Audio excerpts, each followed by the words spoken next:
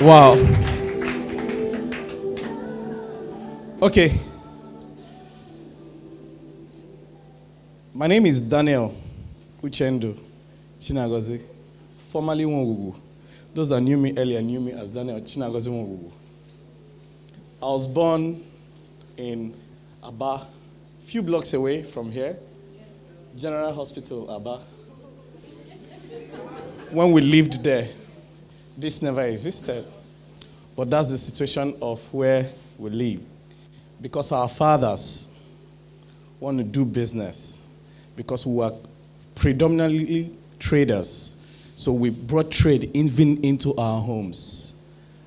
Our buildings that were designed for residents was now converted to warehouses and shops. Have you been there? Yeah.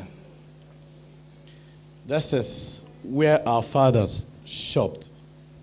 And growing up, our fathers recruited once every year. Sometimes, towards the end of the year, we'll go for Christmas, and when they are coming back, they bring one day Dendukwe's son.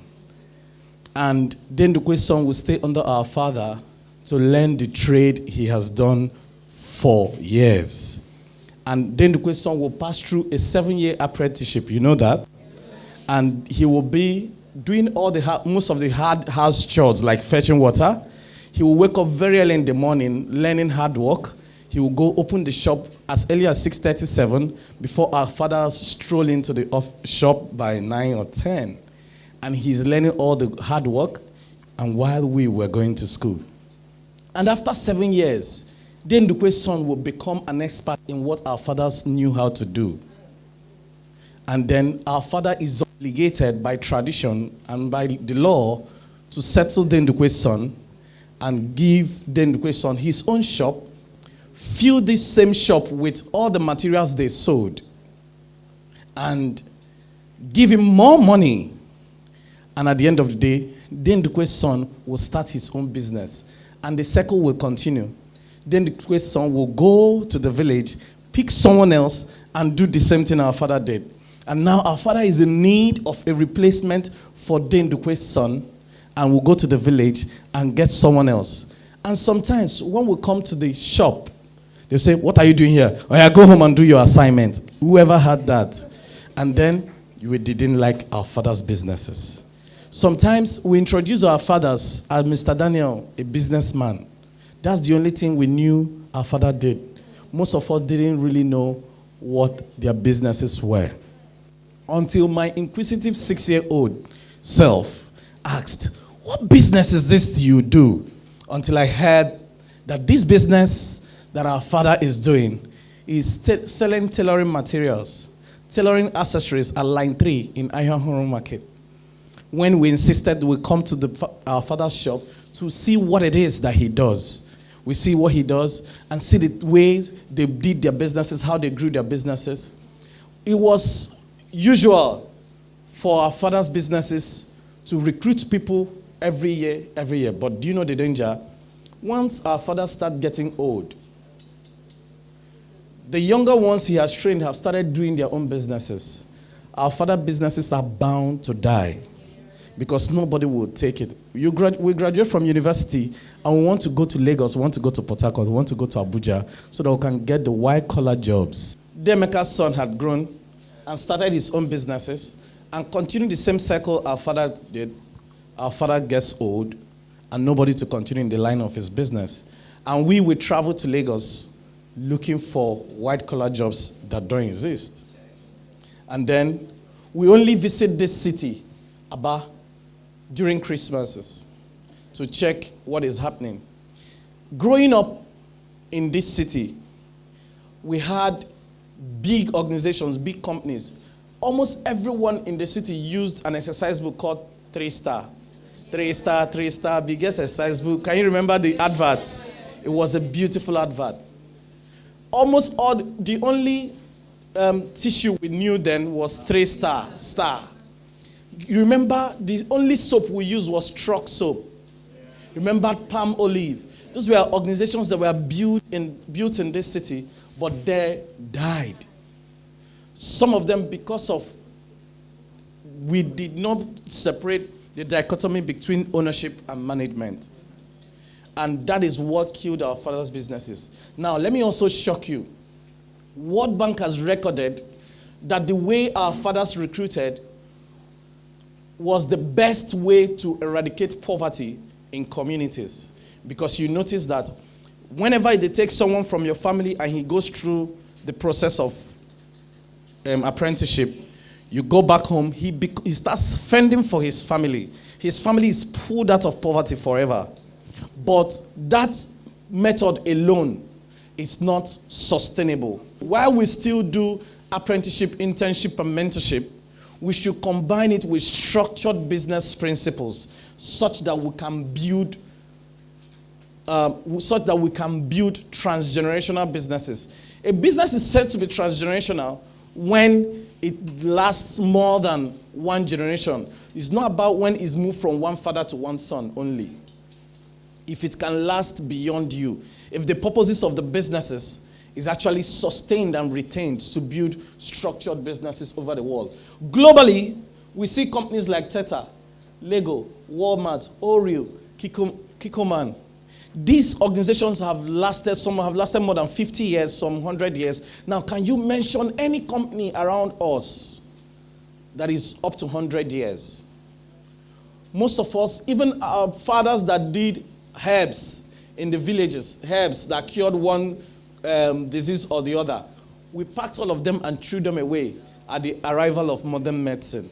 Some of the things we hold there, that was why I was so happy to see that some people are still building things with our local cultures, with our local thing, with things that concern us. So what we're saying, to build a transgenerational business, one of the things we must do is to be intentional with the way we relate to our children.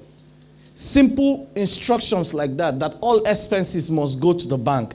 Simple instruction like running Impress system such that a voucher is raised before payment is made. And there is a request made by someone and there's disbursement made by another person and there's a counter-signing. Simple internal audit system. I'm pressed to tell a story about a fast food that started in our city a few blocks away from here. Was very amazing, gigantic, built, wonderful. But simple lack of business processes brought them to their knees within a period of 3 years. I have the records. Now, what happens is that when we use the crude way of our fathers walking into the shops and asking questions like, meaning, how much have you sold today? Say 50,000. 30, meaning, give me 30. And takes this 30,000 and puts at the back pocket and walks away. And this 30,000 is unaccounted for because sometimes this 30,000 covers the profit, the capital, even loan they collected from the bank to do the business. Now that makes it that a lot of us, that most businesses in Nigeria, the default rate for loan is more than 89%. So why are we surprised that banks are not giving out loans? Because business knowledge is lacking. What we need to do is to, understand that we need to lay foundation for our children. Encourage our children into entrepreneurship. As they are going to school, let them also understand the process of building businesses. Let them understand the process of setting up businesses and building businesses. Businesses grow with time. The issue that a lot of impatience in our generation, okay, but if we are able to combine business principles and then family mentorship, you will see that we'll build amazing, amazing businesses. Let me tell you my story.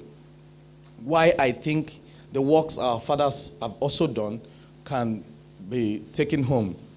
My father will always tell me an adage, an Ebow adage. Oh, onye no ne lunku manke characha.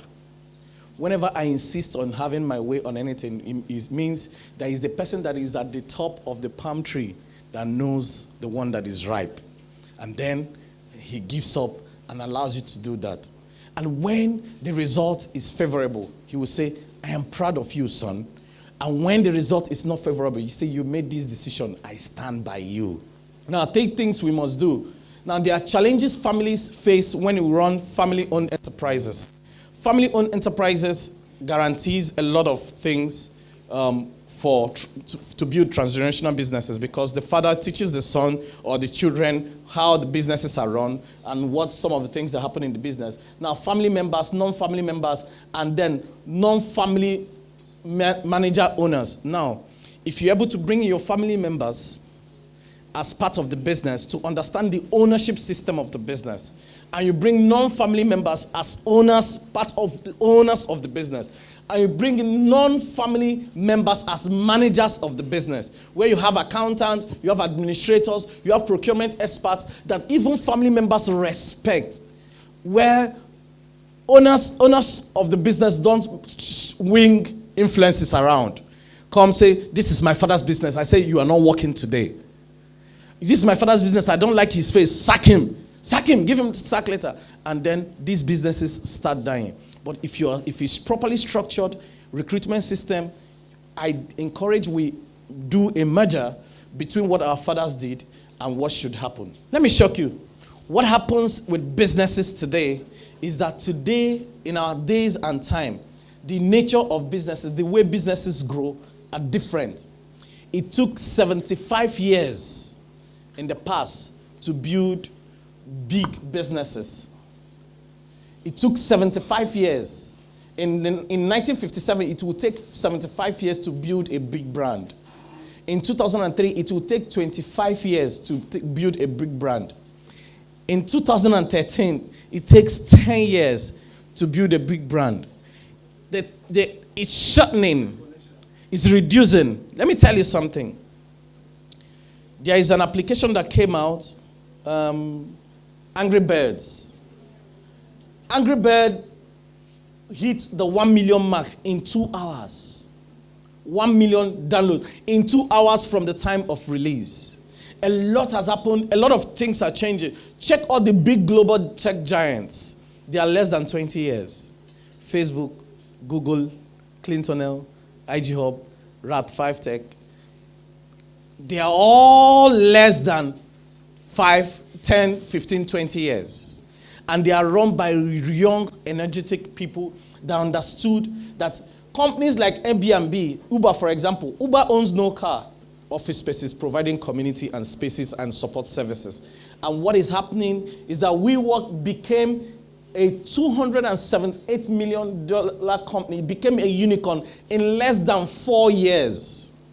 In less than 4 years, and they've gone around the world. Now, what has happened is that the rise of crowd-based capitalism, a lot of people are growing businesses using numbers. Let me shock you. We are 187 million, they told us, but I think we're 210 or more. And this number can transform the way we do businesses.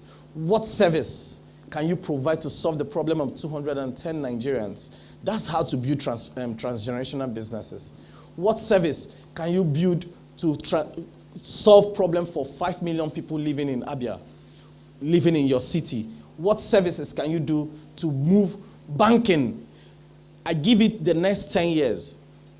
The likes of the banks I don't want to call their names, will be phased out entirely. I give it the next 5 years. You will forget the last time you went into a bank. Can you remember the last time you went to a post office? That's the same thing that will happen with you and banking halls soon. Technology is changing the face of everything. That's why you need to wise up, or you go like our fathers. So what I'm saying is that for us to build transgenerational businesses, we need to know that we don't go online, we live online. We need to position our businesses in that nature.